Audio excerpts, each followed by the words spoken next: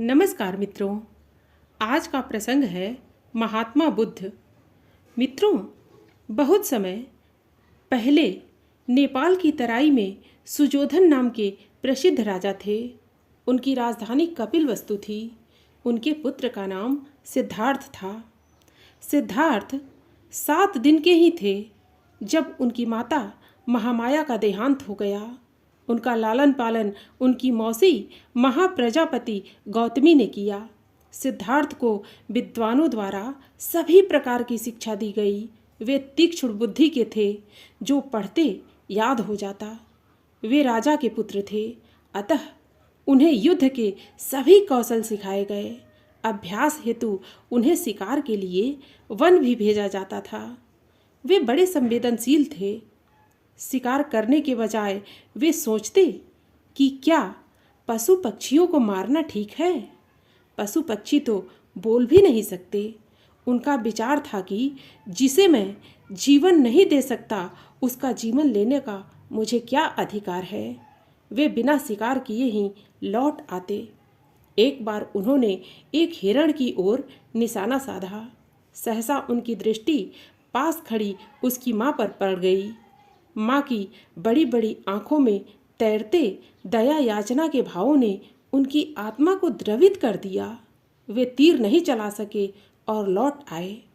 बालक सिद्धार्थ जिज्ञासु प्रकृति के थे। उनके व्यवहार में अनोखापन था। विद्वानों ने भविष्यवाणी की थी कि वे एक दिन अपना घर बार त्याग कर सन्यासी हो जाएंगे।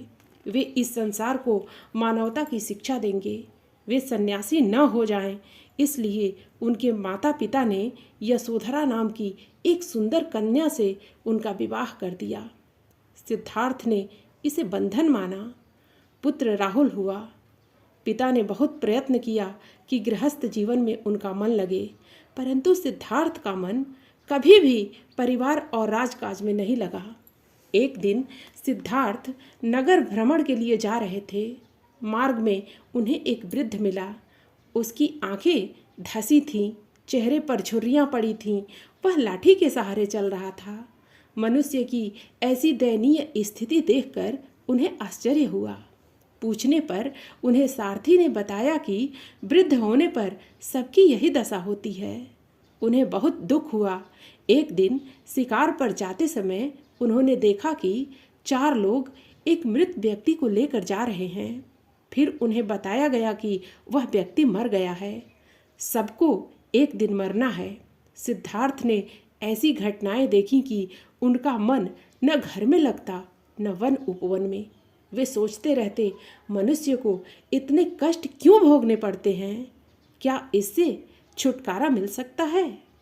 एक दिन जब महल के सब लोग सो रहे थे, सिद्धार्थ उठे। वे अपनी पत्नी और नन्हे मुन्ने पुत्र की ओर गए। वहां उन्होंने कक्ष में रखे दीपक के प्रकाश में नींद में डूबे उन चेहरों को देखा। एक क्षण को मन में कमजोरी आई, परंतु तुरंत ही वे संभल गए। वे कक्ष के बाहर आए। उन्होंने सेवक को साथ लिया और शीघ्र ही वे घोड़े पर सवार होकर महल से दूर निकलकर एक स्थान पर रुके। वहाँ राजसी वस्त्र उतार कर उन्होंने सेवक को दिए और सादे कपड़े पहन लिए। उन्होंने घोड़ा लेकर सेवक से वापस जाने को कहा। साथ यह भी कहलवा दिया कि अब मैं सत्य की खोज करके ही लौटूंगा। इस समाचार से महल में कोहराम मच गया। ऐश्वर्य का जीवन बिताने वाला राजकुमार अब लोगों के दिए हुए दानों पर जीवन बिताने लगा, क्योंकि अब वह सत्य की खोज में लगा था। सन्यासी की भांति सिद्धार्थ जगह जगह घूमते रहे। कुछ दिन बाद वे बोध गया पहुँचे और ज्ञान प्राप्त करने का संकल्प लेकर एक बट वृक्ष के नीचे बैठ गए। 6 वर्ष की कठिन साधना के बाद उन्हें अनुभव हुआ कि उन्हें ज्ञान प्राप्त हो गया है और जीवन की समस्याओं का हल मिल गया है। अब सिद्धार्थ बुद्ध कहलाने लगे। अब गौतम बुद्ध लोगों को उपदेश देने लगे। वे कहते कि संसार में दुख ही दुख है। दुख का कारण सांसारिक वस्तुओं के लिए इच्छा और कामना है। दुख से छुटकारा पाने के लिए उन्होंने ऐसी 8 बातें बताईं जो मनुष्य को सदाचार की प्रेरणा देती है। गौतम बुद्ध कहते थे कि जीवन में किसी बात की अति न करो, संतुलित जीवन जियो, अहिंसा का पालन करो, किसी को सताओ नहीं, हत्या न करो, पशुओं की बलि देना ठीक नहीं है। उन्होंने कहा कि भाईचारे का जीवन अपनाओ, प्रेम का व्यवहार करो, पवित्रता से जीवन बिताओ, सत्य का पालन करो, घृणा को घृणा से नहीं बल्कि प्रेम से जीतो। प्रेम से घृणा खत्म हो जाती है। दूसरों के दुख को देखकर प्रसन्न होना अच्छी बात नहीं है। गौतम बुद्ध कहते थे कि दूसरों की भलाई करो, परोपकारी से मित्रता करो, दया, स्नेह और करुणा अपनाओ। स्नेहपूर्ण हृदय सबसे बड़ा धन है।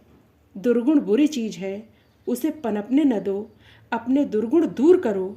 उन्होंने सागर की तरह गंभीर बनने की सीख दी, अच्छे विचारों को रत्न बताया और मन को जल के समान रखने को कहा। उनकी शिक्षा थी कि धैर्य से काम करना चाहिए, सहनशीलता से मन काबू में रहता है। उन्होंने किसी का अपमान करने को मना किया।